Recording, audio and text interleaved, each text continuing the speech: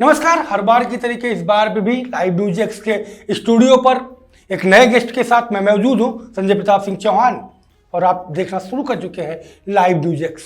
Live news x पर आज Samajwadi party के सीनियर लीडर व सरकार के सताए जेन्युइन मुद्दे को उठाने की वजह से सलाखों के पीछे डाले गए। जी हाँ, मैं बात कर रहा हूँ गोरखपुर के समाजवादी पार्टी के नेता अरविंद उपेंद्र शुक्ला जी का।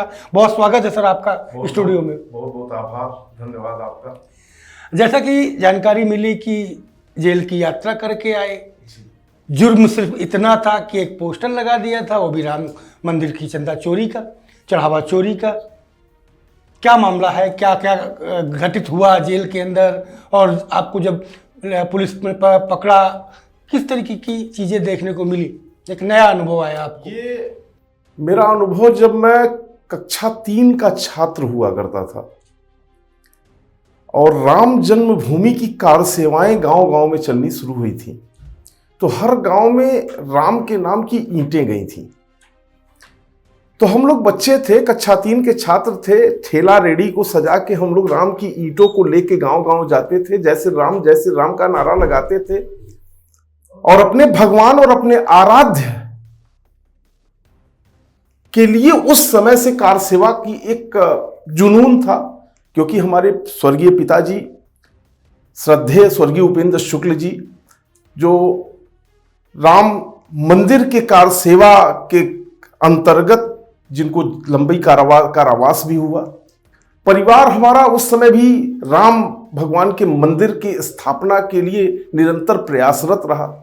तो उस वहां से वो आस्था हमारी थी, और उस राम मंदिर, राम शब्द से ही हम लोग बहुत भावनात्मक जुड़े हुए लोग थे। तो वहां से ये चीज थी। और जब यहां पे हमने पाया राम तो आ गए, राम का वनवास समाप्त हो गया, लेकिन उस वनवास के समाप्त होने का भी बाजारीकरण कर दिया गया। और उन लोगों ने जो लोग कहते हैं कि हम राम को लाए हैं, वही लोग राम को फिर उजाड़ने का प्रयास करना शुरू किए। तब एक बार मन मेरा मर्माहत हुआ और हमने अपनी उन भावनाओं को एक पोस्टर पे जारी कर दिया। अपराध मेरा इतना ही है कि मैं राम हमारे भगवान है, वो मेरा दर्द था, अपना दर्द मैंने पोस्टर से बयां किया, और उसकी सजा मुझे पुलिस प्रताड़ना और जेल के स्वरूप में 6 दिनों की मुझे प्राप्त हुई। क्या ऐसा था जो लिखवा दिया और सरकार को उसमें बुरा लगा? हमने बस एक फोटो बनाया था। आपने एक फोटो देखा होगा, मीडिया में चला, जो मोदी जी योगी जी के कंधे पे हाथ रख के टहलते हुए जो था फोटो 22 के इलेक्शन वाला, उस में कंधे पे हाथ रखे हुए हैं और कह रहे हैं जब ऊपर और नीचे सरकार हमारी है, लोग हमारे हैं, तो लीक किसने किया। दूसरा एक छोटा सा फोटो उसमें हमने लगाया था इस देश के यशस्वी प्रधानमंत्री का, जो अपने आप को कह रहे हैं उस फोटो में कि मैं मौन हूं, मैं कुछ नहीं जानता।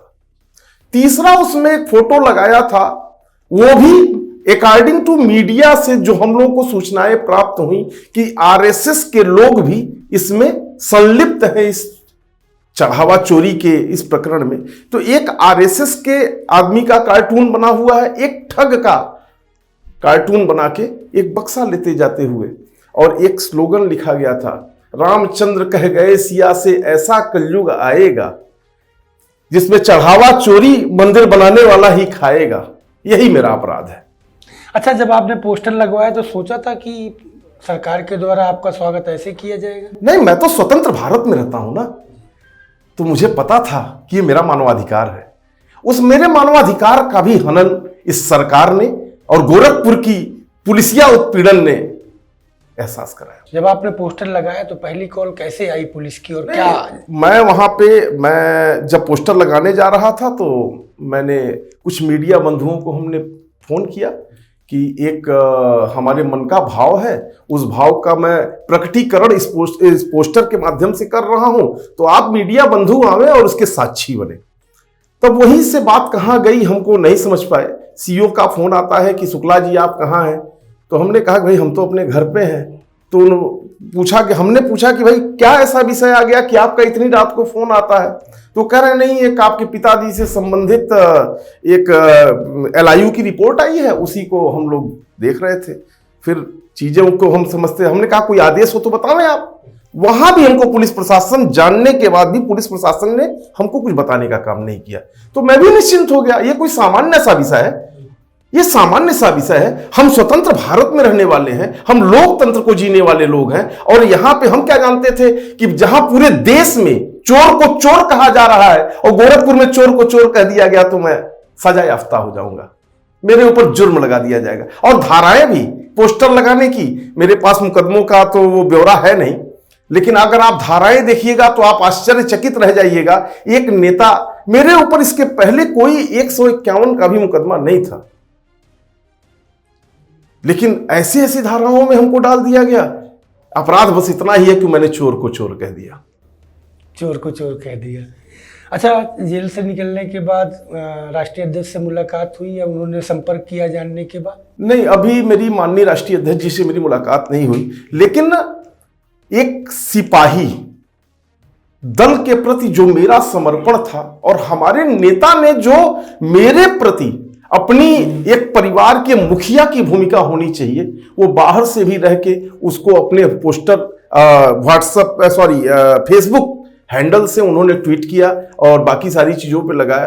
तो वो आशीर्वाद मुझे प्राप्त हुआ और अब मैं आया हुआ हूं लखनऊ, तो प्रयास होगा कि माननीय जी का आशीर्वाद प्राप्त कर लूं।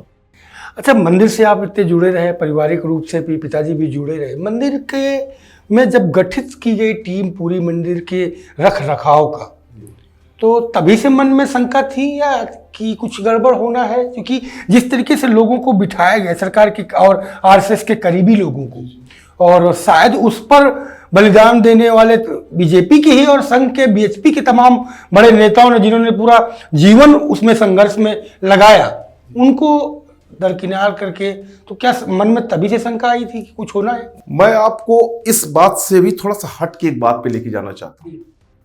मेरा विषय यह है, जिन लोगों ने कार सेवा में अपनी जान दिया, वो आज इस राम मंदिर में कहां है? ये मेरा प्रश्न भी आपसे। कोठारी बंधु जो उस विध्वंस में जिनकी जान चली गई, कहीं कोई स्मारक भी है? जितने लोगों ने कार सेवा में अपनी अपनी आहुतियां दी, उनका अस्तित्व समाप्त कर दिया गया। ये देश पुराणों का है, वेदों का है। वेदों के अनुसार शंकराचार्य हमारे इस देश में 4 हैं जो सनातन को और आगे बढ़ा रहे हैं। क्या राम मंदिर का वो शिलान्यास में वो कहां थे? तो आज के तो शंकराचार्य जो पदों पे बैठे हुए लोग हैं, बस इतना ही समझ जाइए, ये तो पूरा सनातन की पद्धति से हटा के इस मंदिर का एक ट्रस्ट बनाया गया। और सबसे बड़े ट्रस्टी तो इस सूबे के मुख्यमंत्री जी ही हैं वहां के, और आप तो स्वयं एक धर्माचार्य हैं, एक मठ के मठाधीश भी हैं आप। और ऐसे ऐसे लोगों को आपने देखा होगा कि किन किन नामों को लिया जा रहा है, जिन नामों का कोई मतलब नहीं है, और जो लोग त्यागपत्र दे रहे हैं उनके ऊपर कोई कार्रवाई हुई क्या? कष्ट है, यही दर्द था। इसी दर्द को हमने अपने उस पोस्टर में बयां कर दिया, और जिसकी सजा आज 6 दिन जेल में काट के मैं आया हूं, आपके बीच में बैठा हुआ। अच्छा, बड़ी मुश्किल का दौर होगा, क्योंकि गोरखपुर मुख्यमंत्री का गृह जनपद, और वहां पर आप सियासत विपक्ष के, वो भी मुख्य विपक्षी दल के कार्यकर्ता नेता के तौर पर करना कितना मुश्किल देख रहे हैं? नहीं, मैं 2 चीजों पे वहां भी अब उसके एक पीछे अपनी एक पीढ़ी पीछे लेके जा रहा हूं। मैं स्वर्गीय उपेंद्र दत्त शुक्ल जी का पुत्र हूं, हमारे श्रद्धेय पिताजी थे। पूरा जीवन भारतीय जनता पार्टी के स्थापना काल में उन्होंने भारतीय जनता पार्टी की सदस्यता को ग्रहण किया, और 2020 में उनकी मृत्यु हुई। संगठन के माध्यम से भारतीय जनता पार्टी को भारतीय जनता पार्टी बनाने में बहुत बड़ा हमारे परिवार का योगदान रहा है। तो हम लोग जानते हैं आज की भारतीय जनता पार्टी से और उस भारतीय जनता पार्टी में जहां पे श्रद्धेय अटल बिहारी वाजपेयी ने कभी कहा था सदन में, सत्ताएं आएंगी और जाएंगी, देश रहना चाहिए। तब की विचारधारा में देश प्रथम था। आज की विचारधारा स्वायत्त सुखाए का है। हम धन के रूप में स्थापित होना चाहते हैं और सब लोग बस खाली एक ही क्रम में लगे हैं, कहां से आवे। जब राम ही को लूट लिया इन लोगों ने, तो फिर बाकी किसी इंसान की क्या बात कहा जाए। अच्छा, एक मुझे तस्वीर याद आ रही है कि नरेंद्र मोदी को बड़ा साइज का दिखा करके रामलला के छोटे तस्वीर को दिखा करके और उंगली पकड़ के लाते हुए दिखाया गया। हिंदुत्व में क्या इस तस्वीर को कहीं स्थान आप देते हैं? अब फिर वहां भी चलिए आप, उस विषय को भी मैंने बहुत तथ्यात्मक देखा। आप जब पूरे मुकदमे को देखिएगा, वादी कौन था? रामलला। रामलला ही थे ना। रामलला मतलब एक व्यक्ति को समझाया गया, माने भगवान। और जो अपना मुकदमा लड़ रहा है वो आज कहां है? जो मूर्ति लंबे वर्षों तक पांडाल में पड़ी थी वो मूर्ति कहां है? वादी तो मूर्ति थी, वनवास तो उस मूर्ति का हुआ था। बाबरी विध्वंस से उस मस्जिद से जो निकाला गया था जो मूर्ति, वो मूर्ति कहां है? लड़ाई तो उस मूर्ति की हुई थी। बार बार लोगों ने तालाओं को तुड़वा के, तालाओं को खुलवा के उस मूर्ति को निकालने का प्रयास किया। बहुत प्रयास हुआ लंबे समय से, 100 वर्षों से प्रक्रिया चल रही है। हर लोगों ने प्रयास किया, लेकिन वो मूर्ति कहां है? आस्था के साथ भी खेल हुआ है। फिर उसके बाद मैं आपको एक जगह और लेके चल रहा हूं। नारायणी नदी से 2-3 शिलाएं चली थी बहुत बड़ी बड़ी ट्रकों से, याद है? जिसको मिथिलांचल होते हुए घुमाते हुए गोरखपुर के हाईवे से लाया गया था अयोध्या। भावना से भी खेला गया इस देश के जनता के साथ, मरमाहत किया गया है। और ये राम आपको बख्शेंगे नहीं। रावण रूपी जो आपका दंभ है ये समाप्त जरूर होगा और राम के ही माध्यम से होगा। वो शिलाएं कहां हैं? वो शिलाएं भी कहीं इधर उधर फेंक। क्यों? कितना आस्था के साथ खेलिएगा महाराज। धर्म अब आते हैं। फिर उसके बाद आप सिर्फ राम ही नहीं, हमारे यहां संस्कृति में एक शब्द आता है, यत्र नारस्ते पूजनते रमनते तत्र देवता। हमारे यहां नारी की भी पूजा होती है। आज गोरखपुर में अभी एक घटना घटी है परसों की रात में। एक 13 साल की कन्या मारी गई। अभी उसके एक दिन पहले एक 10 साल का बच्चा, खजनी थाने के ठीक पीछे की बात है, गोरखपुर में खजनी थाना है, खजनी विधानसभा भी कहा जाता है, थाने के 10 साल का बच्चा वो मारा गया।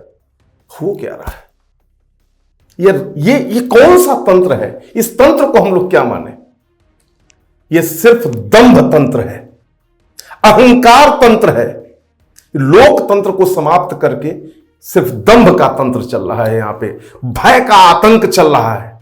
और हम अगर दूसरी पार्टी की राजनीति कर रहे हैं तो हमको जीने नहीं दिया जाएगा। अच्छा, मेरा अगला सवाल ये है कि लोकसभा चुनाव में अयोध्या जनपद की हार क्या राम का श्राप मानते हैं? और वर्तमान में जिस तरीके से गृह मंत्री और प्रधानमंत्री सदन से पिछले कई दिनों से गायब है, खास करके 20 तारीख की घटना के बाद से, तो क्या लगता है कि राम का प्रकोप अब धीरे धीरे बढ़ना शुरू हो गया? नहीं, हम भी जब 24 का जो इन लोगों ने प्रोजेक्शन किया था, अयोध्या ही प्रोजेक्शन था। इन लोग तो राम को लाए हैं ना, ये लोग राम को लाए, लेकिन राम ने भी देखा, क्योंकि क्षरण शुरू हो चुका था।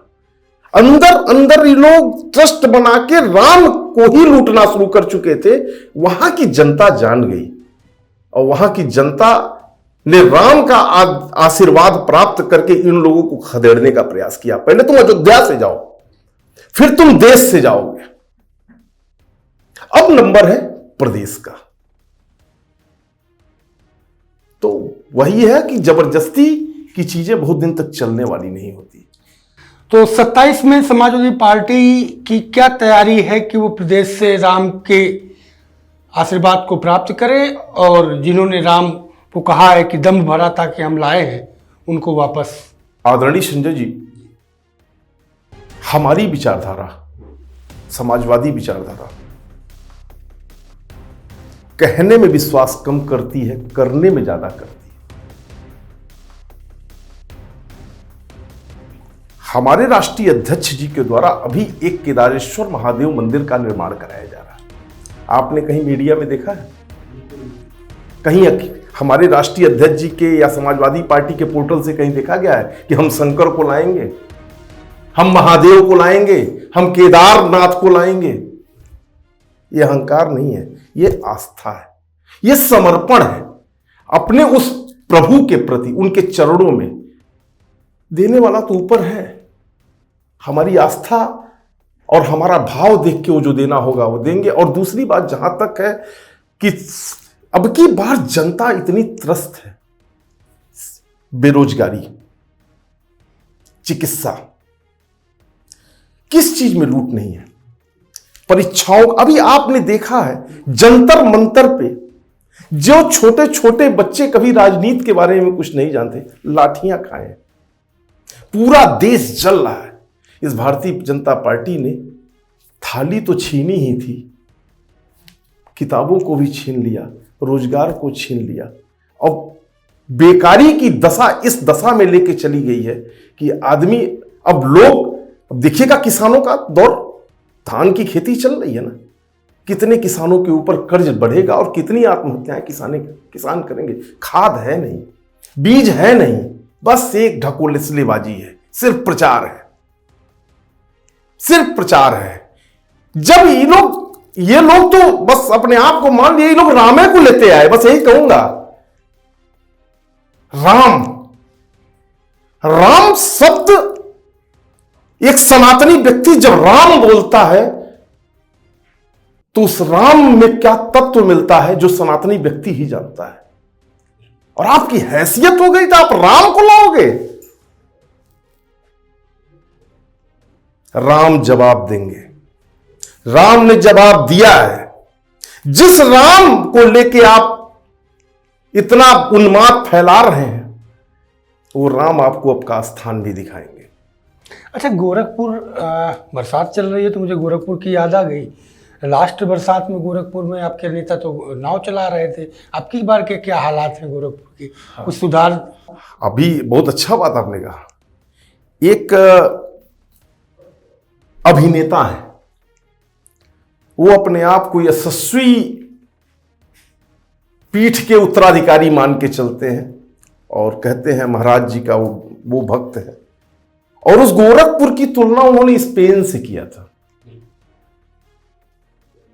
और अभी पूरी सोशल मीडिया ने उस स्पेन को दिखाया है।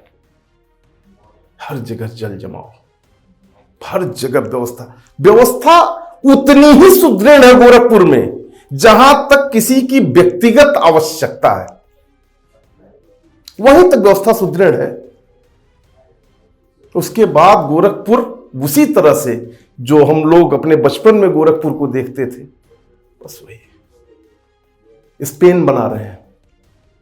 अरे वो कौन सा है जो वेनिस, अगर उस स्पेन को इक्वल, मतलब अगर अनुभव देखा जाए तो वेनिस है, स्पेन नहीं है। वो पूरा जल जमाव।